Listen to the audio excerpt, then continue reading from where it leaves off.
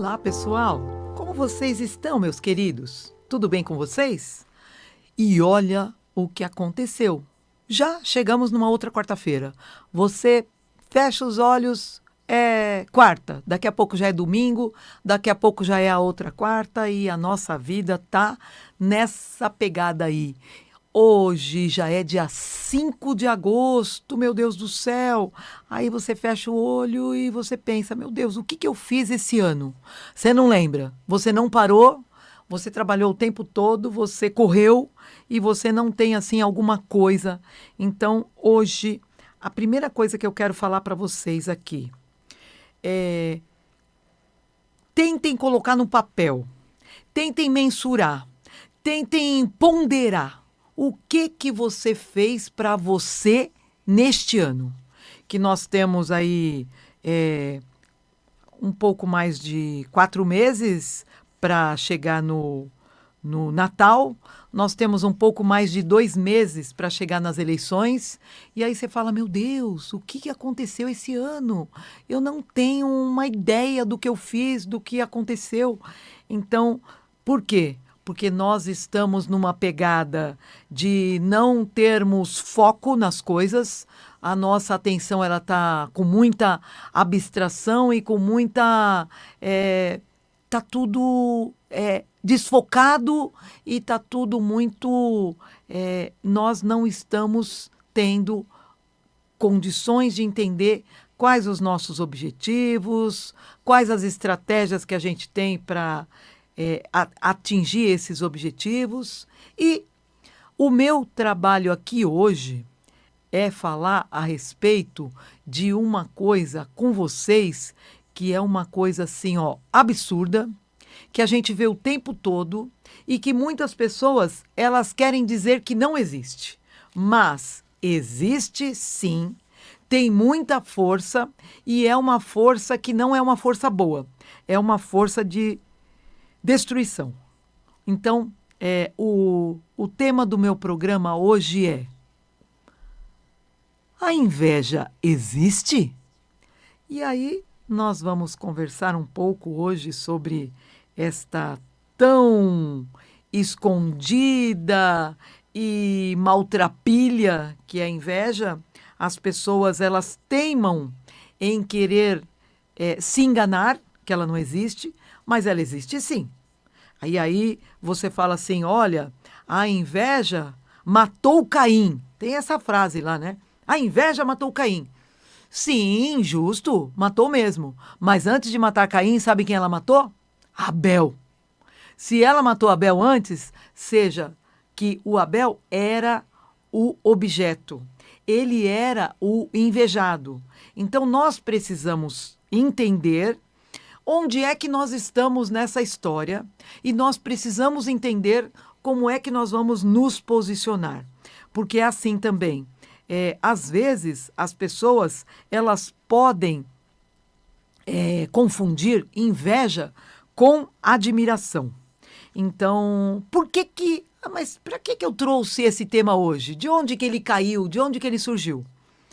Na internet, eu vi uma cena de um cara que ele estava dentro do carro dele e ele estava riscando o carro de luxo do seu vizinho. Riscando, riscando, riscando. E ele é tão bobinho que ele não sabia que a câmera estava filmando tudo o que ele estava fazendo. E aí depois, o que a pessoa vai dizer quando ela foi flagrada em ato contínuo, destruindo algo porque ela tem ódio, né? Ela tem ódio do outro e ela tem ódio daquilo que é o que o seu vizinho ou que o invejado tem, aquele objeto que seria o seu objeto de desejo. Então, nós vamos conversar aqui e nós vamos falar a respeito de inveja, nós vamos falar a respeito de complexo de inferioridade e a gente vai falar sobre vaidade. Todas essas coisas, elas estão intrinsecamente relacionadas. Então, nós vivemos um mundo moderno e aí as pessoas falam assim, ai, que superstição. Para, inveja não existe. E aí, como eu estava falando, a respeito de admiração. Quando você admira algo, quando tem alguém que tem uma admiração, ele vai usar a conquista que o outro teve como uma inspiração para que ele possa crescer, para que ele possa evoluir, para que ele possa também galgar degraus importantes na sua trajetória, para que ele consiga usufruir, para que ele consiga conquistar algo. Então, isso é completamente legal e é legítimo. Agora, quando você tem uma inveja da conquista do outro, aí isso já é uma ameaça. Já não é uma inspiração, é uma ameaça. E na psicanálise, ou na psicologia, mas psicanálise principalmente, né, que é a minha área de estudo, você vai ver que a inveja, como que ela vai surgir? Sempre quando eu faço uma comparação com o outro. E nesta comparação, eu estou despertando um sentimento, e este sentimento vai ser de inferioridade ou de injustiça. Então, nós temos em administração uma teoria que a gente chama de teoria de equidade. Nesta teoria de equidade, o indivíduo ele vai se comparar com o outro. E quando ele se compara com o outro, olha o que ele quer saber. Ele quer saber o que ele ofereceu para a organização, ele quer saber o que ele recebeu em troca, e ele quer saber o que o outro ofereceu e o que o outro recebeu em troca. Quando ele faz todas essas comparações, nesta teoria, o que a gente descobre? A gente descobre que se ele teve uma percepção, e percepção nem sempre significa realidade, mas é aquilo que eu vi, aquilo que eu ouvi, aquilo que eu senti, aquilo que eu vivi. Então, se eu tenho esta percepção, o que eu vou entender? Eu vou entender que houve uma equidade. Nesta equidade, vai gerar uma motivação. Então, que legal, valeu a pena aquilo que ele fez, porque ele acha que houve um reconhecimento pelo que ele fez. Mas, o que acontece se for uma coisa de desnível? No desnível, ele vai achar que ele ou teve uma vantagem ou que ele foi prejudicado. E quando ele achar que ele teve vantagem ou foi prejudicado, significa que não houve uma equidade. E aí ele vai enxergar isso como uma inequidade. E na inequidade, seja ela positiva ou negativa, não vai gerar motivação. Então, trocando em miúdos, se eu acho que eu ganhei, dane-se você, é meu isso aqui. Não conte com a minha colaboração. Mas, se eu acho que eu perdi, significa que o outro obteve uma vantagem, o outro ganhou sobre mim. E, num primeiro momento, não teria nada a ver comigo. É entre ele e a organização, é entre ele e a instituição. Mas eu acho que eu perdi. Agora, por que eu perdi? Porque ele ganhou. Então, eu vou estar sempre de olho. E aí é aquela frase que a gente sempre diz aqui, neste meu programa. A galinha do vizinho bota ovo amarelinho. E aí eu falo, caramba, mas e o ovo da minha galinha que é branco? Por que o ovo da galinha do outro é amarelinho? Ah, então o ovo da galinha do outro, ele tem 2 gemas. Olha como ele é maior. Olha o jardim do vizinho, como a grama é mais verde do que a minha. Então ele começa a fazer estas comparações. E este homem na internet que foi flagrado riscando e destruindo o carro de luxo do seu vizinho, o que ele vai poder dizer em sua defesa? Porque agora não adianta você mentir, não adianta você omitir. Agora já veio tudo às claras. E também o que eu vou dizer? Muitas vezes, quando vem a clara, muitas vezes, quando realmente você foi desmascarado, o que ele faz? Ele arranca a máscara de uma vez e ele mostra de verdade quem ele é. E aí ele vai vociferar, ele vai xingar, ele vai ofender. Por quê? Porque ele tem ódio do outro. E este ódio é a camada de verniz que vem denominada de inveja. E aí, tem pessoas que elas não querem acreditar na inveja. E também outra coisa, e se o invejoso for eu? Ah, então, aí que vem aquilo que eu contei para vocês. O Adler, que é da psicanálise, ele fala assim, olha, o complexo de inferioridade significa que eu me vejo muito menor do que o outro.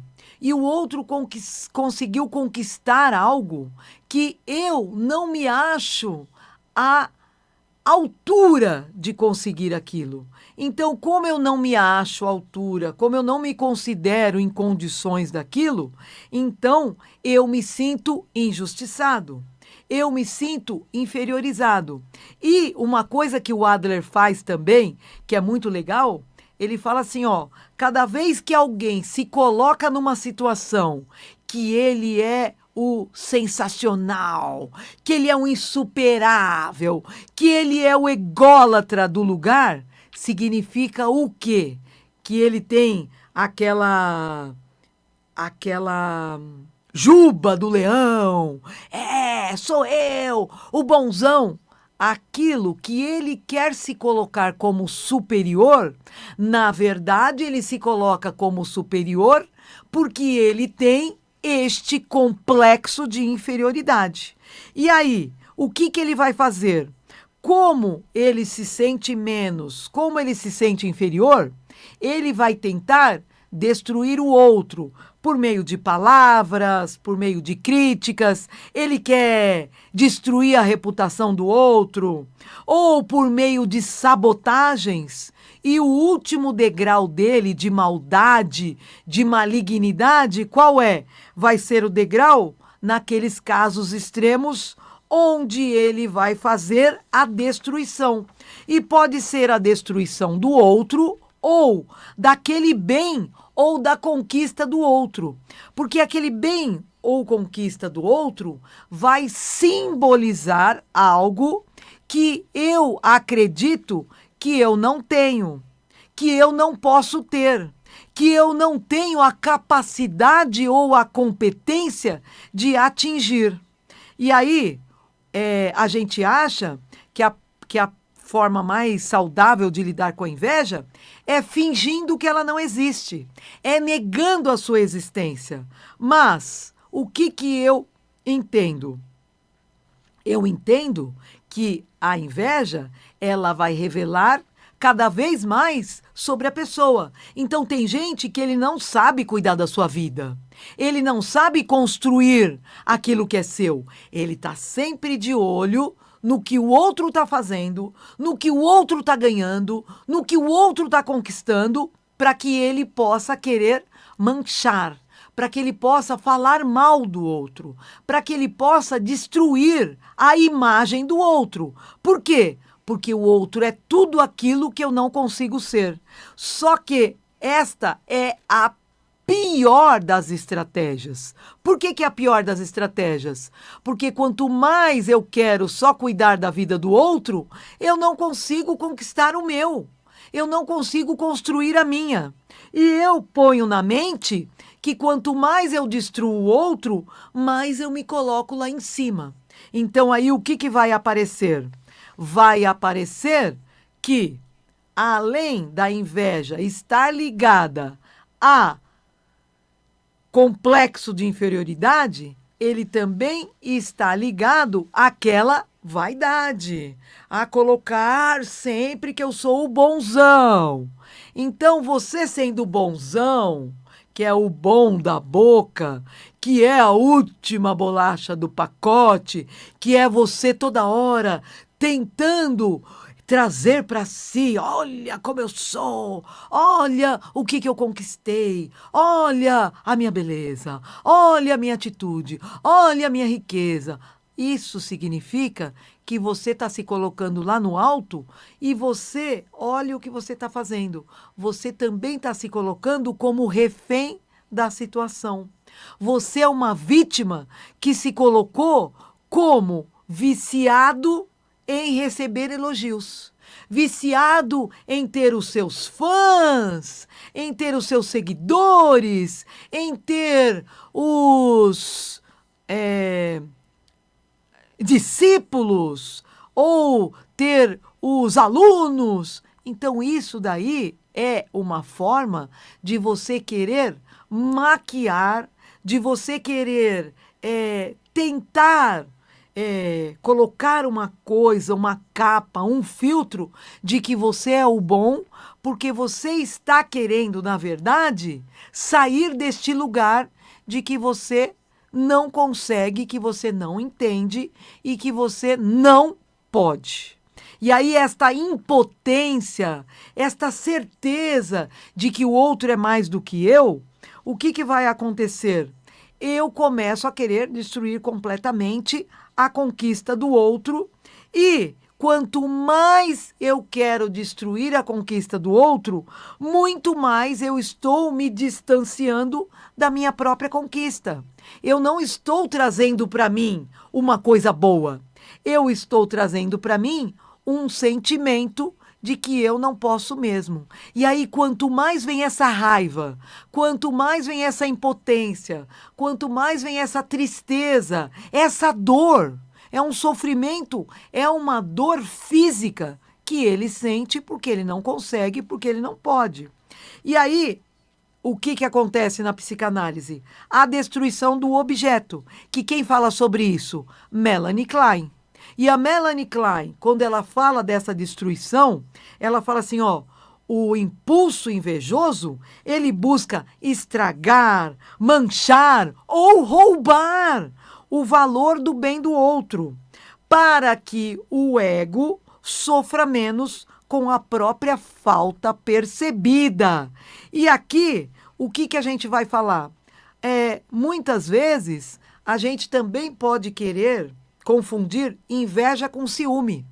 E não tem nada a ver. Por quê? Porque a inveja, ela está sempre relacionada a duas pessoas. Ela é sempre dual. E é a destruição do outro. O ciúme não. O ciúme, ele quer proteger um vínculo. O ciúme, ele está sentindo ameaça no vínculo dele. Então, ele quer proteger este vínculo que está sob ameaça. Agora, a inveja, ela é sempre uma relação dual, vai envolver sempre o invejoso e o invejado, e o foco vai ser sempre na falta. O sujeito vai sempre sofrer porque ele não tem. Então, ele tem aquela raiva por não ter. E o que ele não tem? A qualidade do outro, o objeto do outro. E ele tem um impulso destrutivo, porque então o desejo principal é estragar o valor do bem alheio. E ele está sempre com foco na fase primitiva, que vai ocasionar sempre na fase oral, que a Melanie Klein traz, né? E é a sua relação primitiva com a mãe. Agora, e o ciúme? O ciúme não. O ciúme é uma triangulação. Por ser uma triangulação, eu tenho o sujeito, a pessoa amada e um terceiro, que o terceiro seria o meu rival. E aí eu quero proteger a relação e quero destruir o rival. E aqui o foco vai ser na perda. O foco do outro era na falta. Aqui o meu foco é na perda. Eu acho que eu vou perder. E aí o meu medo principal é que eu perca este amor. Então, essa relação existe muito entre irmãos, em relação ao amor dos pais, por exemplo, né? E aí, o impulso é da retenção, porque o meu desejo é proteger este vínculo para afastar o meu rival. E a minha fase aqui não é mais uma fase primal, primitiva. Aqui a minha fase é uma fase edípica. E na minha fase edípica, que é do Édipo, vai surgir mais tarde. Então, eu vou buscar esta triangulação da relação. E quando o Adler traz este complexo da inferioridade, o que a gente vai entender? O sentimento de inferioridade é uma coisa boa, porque eu preciso me sentir pequeno para querer crescer. Mas quando esse sentimento ele se transforma no complexo, aí vem o quê? Paralisia. E nesta paralisia, eu não cresço, eu não evoluo, eu não consigo conquistar aquilo que é meu por direito. Direito do quê? De dedicar-se, de fazer, de produzir. E aí, o que eu posso pensar? Que o Adler, ele diz que eu tenho objetivo futuro do indivíduo no seu estilo de vida. E esta minha sensação de inferioridade, o que ela vai dizer? Ela vai dizer que o meu eu real, que é o meu ego, ele vai estar em competição com o superego, porque o meu superego é o meu juiz. É o meu juiz interno. Eu internalizei. E ele é opressor. E ele vai sempre punir o sujeito por não atingir aquele meu estado ideal.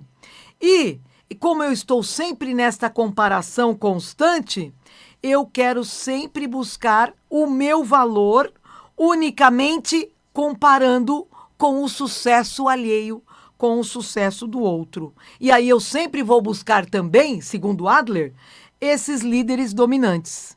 Qual é a solução para a vaidade de eu querer ser o bonzão, de querer ser o tal, de superar este complexo de inferioridade e abrir mão da inveja? Aí vem a Melanie Klein, novamente, ela que traz a solução. E a solução é a gratidão. Quando eu tenho gratidão, eu saio deste perfeccionismo paralisante e eu vou buscar a condição para sair do complexo, para sair da inveja e para sair da vaidade, que o Freud diria que a pulsão de morte é este meu desejo destrutivo, que ao invés de construir, de amar, de sustentar e fazer crescer, eu vou buscando o largar, o abrir mão, o deixar ir, o desagregar e, em última análise, a morte, que é a pulsão de morte. E este estado mental doloroso, que vai me deixar mais pobre, mais infeliz, menos capaz, com a gratidão, que é o melhor antídoto, o que eu vou ter? Esta emoção complexa, que vai passar da gratificação para o reconhecimento do quê? Por trás da dádiva, o que vem? Vem o doador. E se vem o doador, eu aprecio a doação. Em apreciando, eu tenho o desejo de retribuir a dádiva e eu crio uma relação de confiança, de reciprocidade, de generosidade e de otimismo. Então, sair da inveja somente com gratidão, com reconhecimento. Deixar de morder a mão que te afaga, a mão que te alimenta e conseguir entender que isso vai trazer o equilíbrio. Meus queridos, Deus Cronos nos chama e nós estamos chegando ao final de mais este encontro. Eu estou feliz por estar aqui, estou feliz, grata e honrada. Obrigada por estarem comigo. Obrigada, Jean, por me ajudar. E o que eu quero trazer? Antes de reagir, respire fundo. Antes de falar, escute. Antes de criticar, observe-se. Antes de escrever, pense com cuidado. Antes de atacar, renda-se. Antes de morrer, viva a vida mais bela que puder. Queridos, obrigada, gratidão. Sejam felizes. Se puderem, Silvia Helena, crescer dói, mas vai valer a pena. Obrigada, Jean. Beijo.